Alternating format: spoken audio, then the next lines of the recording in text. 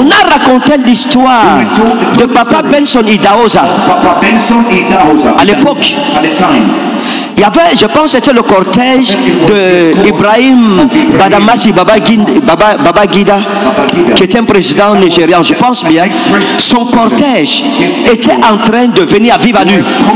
Et on raconte que Papa Benson Idahosa était sur sa moto. C'était la moto, le vélo. C'était le vélo au milieu de la route. Et le cortège du président venait. Et la sécurité est arrivée. On lui a demandé de dégager. Il a dit, je ne dégage pas. I'm the servant of the Most High God. Je suis au-dessus du président. Je suis serviteur du Dieu vivant. Et le chef de l'État a demandé, c'est qui? Comme le convoi avait ralenti, on lui a dit, c'est Benson Idahosa. Et il a dit non, ne le brusquez pas, allez à son rythme. Là où il va bifurquer, on reprend la vitesse. Voilà comment il était devant le convoi, ralentissait à son rythme. Pourquoi, mes amis? À cause de l'influence de son ministère. Je raconte souvent l'histoire qui s'est passée ici quelque part dans un poste de police. J'étais pressé et j'ai violé le feu rouge. Et les policiers m'ont arrêté, ils m'ont stoppé. Et comme j'étais pressé, j'ai donné mon permis et je suis parti. Le lendemain, je suis revenu au poste. Je me suis présenté. J'ai dit, je suis là pour mon permis de conduire. Ils ont fouillé, ils n'ont pas trouvé. Celui qui avait fait ça, il cherche. Il dit qu'il ne me reconnaît même pas. Je me suis présenté comme serviteur de Dieu. Il m'a dit, c'est quoi serviteur de Dieu? Prophète, c'est quoi? Moi-même, j'allais faire le séminaire. Je suis policier là, c'est pas ma vocation. Je devais être prêtre. Et il s'est mis à me chamailler. Et comme je parlais, il me dit, non, ce que tu dis là, c'est pas vrai. Il dit, moi-même, je connais la Bible. Je lui ai dit que mon frère, tu ne peux pas discuter la Bible avec moi. Ça fait 30 ans que je prêche le livre là. Toi, tu es policier. Ce que tu fais, c'est un peu comme un chirurgien qui vient s'arrêter pour dire je vais faire la circulation. Ou un policier qui veut devenir chirurgien en un jour, qui va dans un hôpital, dit laissez-moi, je vais faire cette opération de cœur. Je lui ai dit laisse la police aux policiers et la prédication aux prédicateurs. Et il dit non, c'est pas ça. Et il a parlé. Après, quand il a fini, j'ai dit ok, tout ce que vous avez dit là, je vous montre bibliquement que ce n'est pas vrai. Il a dit que non, on ne veut rien entendre. Et le chef de poste m'a dit révérend, non, on ne veut pas, ce n'est pas l'église ici. Je lui ai dit quand votre collègue parlait de la Bible, c'était l'église. Et moi je veux parler, vous me dites que je ne parle pas, que ce n'est pas l'église. J'ai dit maintenant c'est l'église, je veux parler. J'ai commencé à parler. Chacun d'eux évacuait à ses occupations. J'ai fini de parler tout ce que j'avais à dire.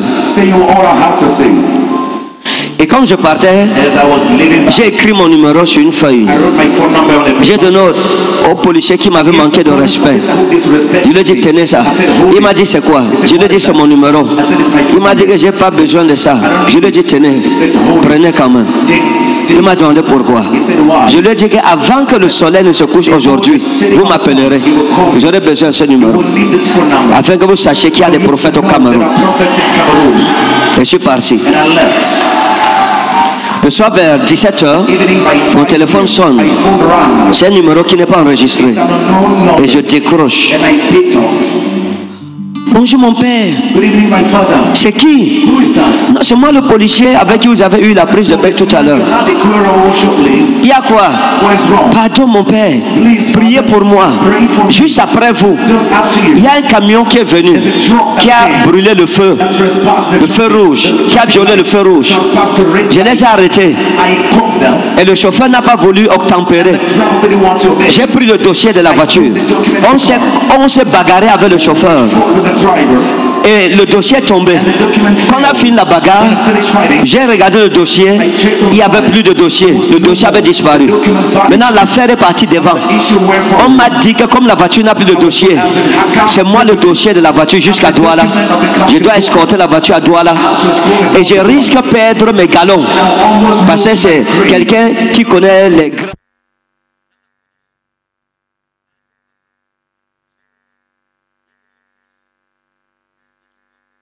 s'est passé? Parle doucement, mon fils.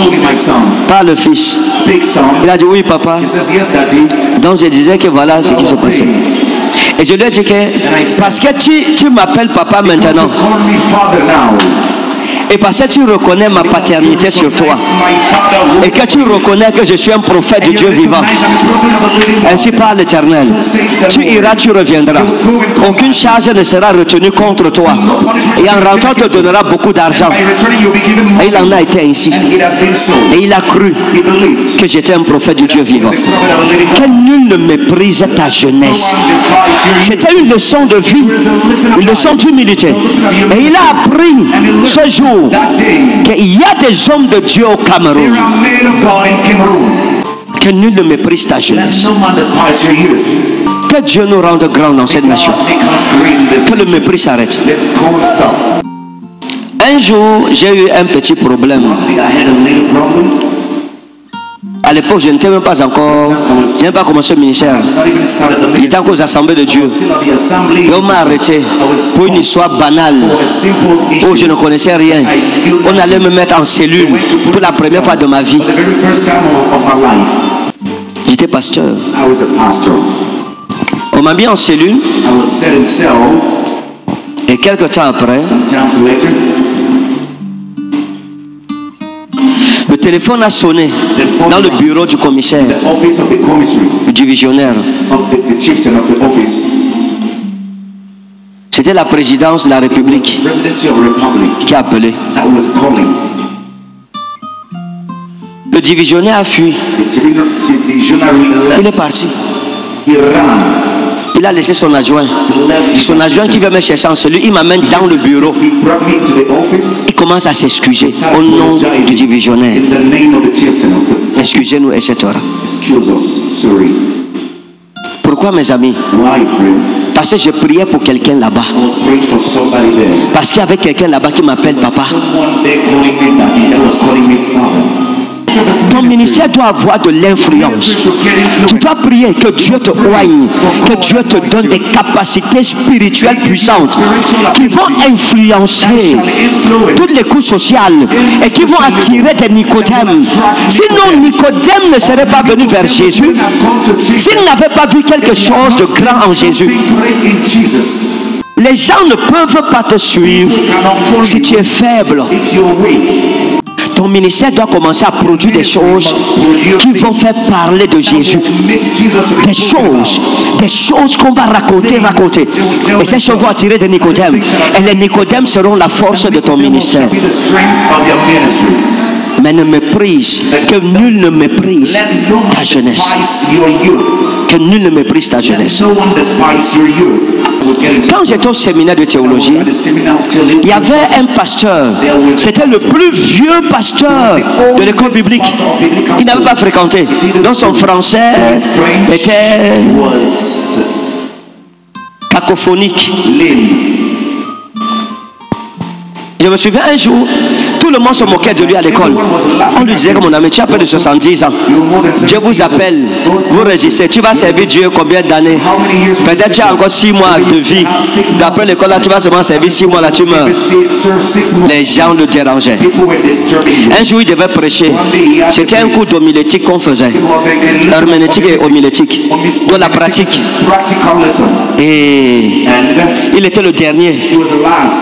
Quand il prend la parole, il dit à la classe, vous savez, c'est le fond de la marmite, le fond, la sauce qui reste au fond de la marmite, là, c'est ça qui est sucré. On a dit oui. Il a dit maintenant c'est le fond de la marmite qu'on va vous servir. Même le fondateur de l'école, c'était lui notre professeur, c'était son cours. Et nous tous, on était enthousiasmés de l'écouter. Après 10 minutes de prédication, le fondateur de l'école était là. Nous tous, le sommeil nous a emportés, nous tous dans la salle. Sa prédication, c'était comme le somnifère. Ça nous a endormis. Si tu prêches dans ton église et les gens tombent, chaque fois que tu prêches, les gens tombent. Tu n'as pas l'onction. Tu es vide. Si tu rends ministère, les gens s'ennuient. Si tu fais le culte, tu vois tout le monde regarde la montre, regarde la montre.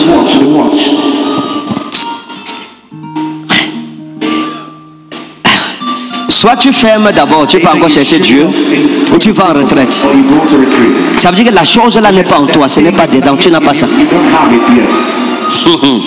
Quand tu as cette chose-là, quand tu parles, les gens vont dire comment dire à Jésus, parle encore Seigneur, tu as les paroles de la vie. Parle encore Seigneur, parle encore. Tu fais le culte, ça finit. C'est à 15 heures que les gens disent, ah, il est déjà 15 heures. Le temps passe vite dans ton culte. Mais si tu te rends compte que dans ton église, le temps passe lentement. Quand tu parles, les gens regardent la montre, ils baillent. Ils se tirent.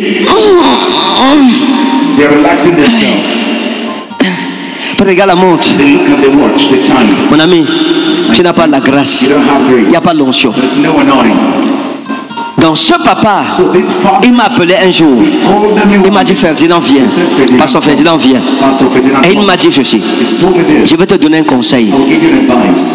Il m'a dit tu dois savoir que la plus grande richesse d'un homme, c'est pas l'argent, c'est pas le matériel, c'est les relations.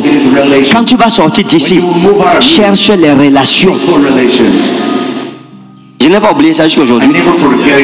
C'est en 2009, je pense. Jusqu'à aujourd'hui, j'ai compris ce qu'il m'a dit. Et j'ai mis ça en pratique.